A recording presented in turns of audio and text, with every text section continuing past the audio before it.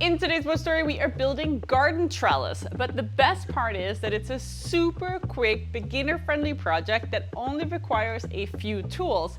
You can make it in less than an hour, and if you do want to sell it, the profit on these are quite high.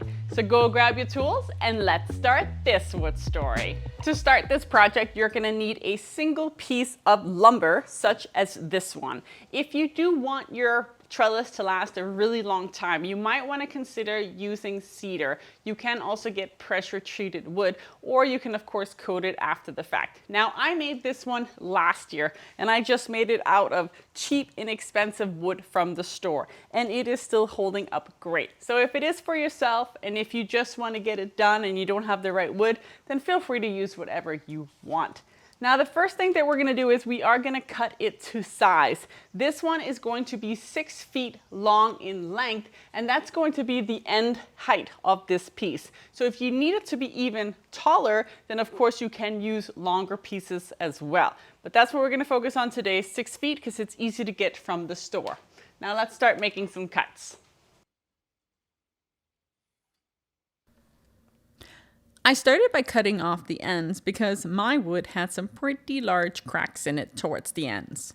Now ideally you want to work with wood that is free of cracks. That way you get the tallest trellis possible. But if you do have to cut some off like I have to, you'll just end up with a slightly shorter trellis.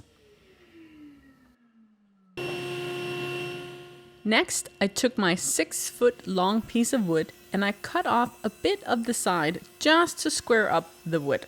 That's gonna make the next cut a lot easier, because the next step will be to cut these into strips, all measuring 3/4 of an inch.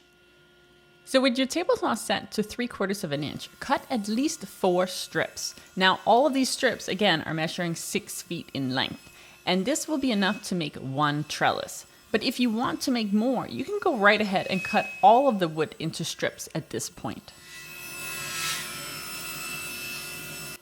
Once your 3/4 inch strips are all cut, you're actually going to need to cut them once again. But this time you're going to rotate the pieces 90 degrees. And this time you're going to split the measurement in half.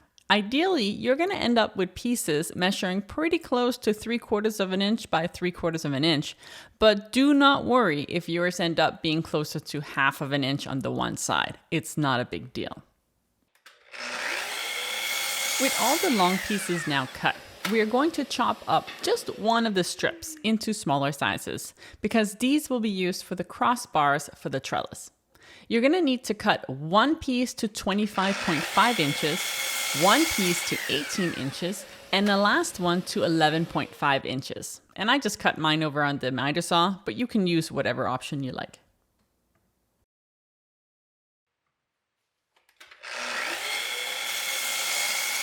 So now that we have our 4 pieces, I'm just laying them all together like this, and then I'm going to just attach them with just a little bit of painter's tape, and that's just to keep them in place for a minute while I do a little bit of drilling.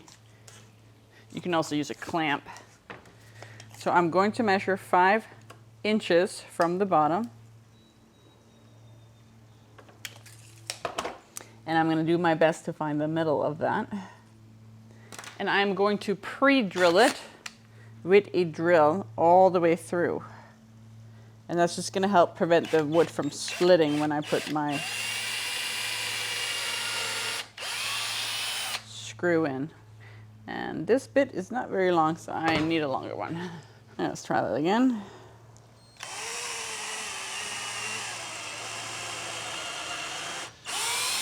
Okay, drilled all the way through. And then I have these 3-inch long outdoor screws that I am going to screw right through here. Nice and gentle though, because otherwise the wood will split. I do recommend adding a bit of outdoor glue to this portion of the trellis. It just helps keep it in place for a long time. The screws should in theory be enough, but you know, glue is cheap, so why not add a little extra? I also pre-drilled a second hole closer to the bottom and added a second screw. So in total there are 2 screws, one going from each direction.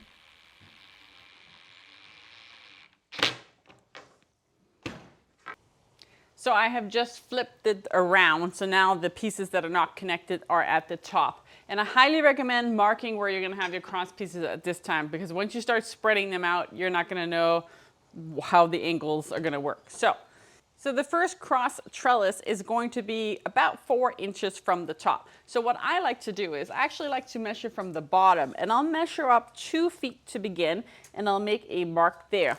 And then because I already have my 4 inches from the top, I'm just going to split the difference between these two, and that's going to give me the middle point.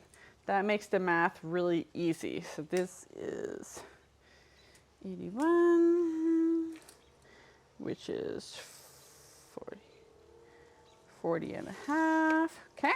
And then once you make those marks, just use a straight edge to make a mark all the way across. Because once you start fanning these open, you're not going to know where they are. Perfect, that one was already made. And you might have seen that I added a clamp on this side as well. That's just because even though we have the screws in here, the glue is still setting. I don't want to mess with that at this point. Let it get as much strength as possible. But once we start like fanning these open, it's going to put a lot of pressure on that. Okay, so I can take off my painter's tape again. And this time I'm going to move over and I'm going to use my nail gun. If you don't have a nail gun, you can continue with the screws. Just make sure that you pre-drill or your wood probably will split. And the first piece is going to be fairly simple because it's going to be the length that we already cut. And what I'm going to do is I'm going to just make it, lay it on top on the actual line like that. And then I'm going to shoot in the first nail. So here we go.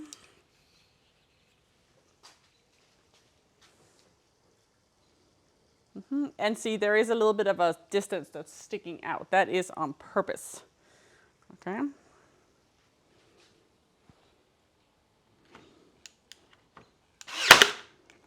Okay, first one is in.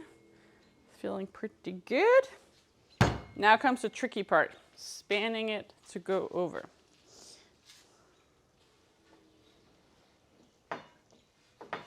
Doesn't help when you have things in the way.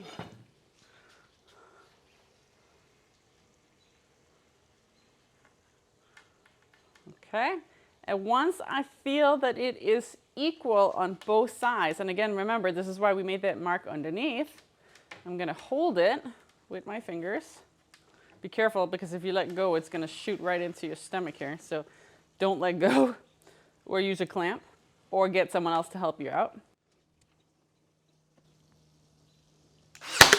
Okay, and I like to do a second one because I don't want it to go anywhere. Okay, and then you can let go. And that is our first fanned piece. And now I'm going to go back to the first one and just give that one an extra one as well. Perfect. And that can be a little bit more tricky to do if you are using screws. Okay, great. So now we're going to fan out these ones as well. And we're essentially just going to find that middle point where it feels good.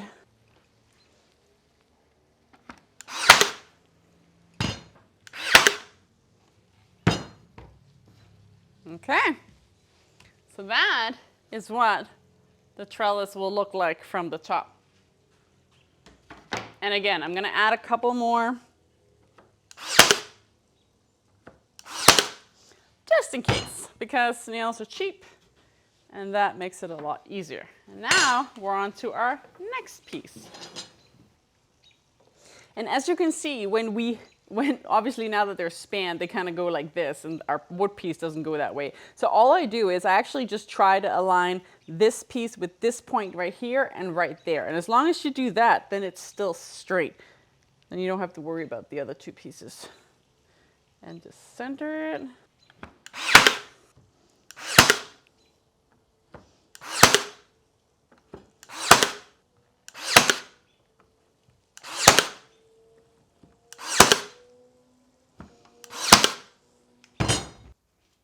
And the process for the last one is exactly the same. Just center it, follow those marks on the very far right and left, and then once you're happy with the placement, nail it in. And with the crossbars nailed in place, this trellis is done. And may I add, in less than 1 hour. And you can easily make 2, if not 3 trellis from this same piece of wood. And with trellis selling around $35 to $40 at the big box store, you have some real potential for making some great profit in record time with these ones. Personally, I'm going to use mine for my own vegetable garden, which is currently growing out of control. But tell me, would you make some for yourself, or do you prefer to make them to sell? Thank you so much for watching. If you enjoyed this video, I would be very grateful if you would consider subscribing, because it helps my channel a lot, but it also ensures that you get to see more of these easy to build projects, such as this one. Also, a huge thank you to my supporters listed right here. You can join my patronage via the QR code on the screen. There are completely free options, and it allows you to see fun things what's happening in between the videos and behind the scenes content. Or you can follow me over on Instagram via the handle here. I'll see you soon in the next Wood Story.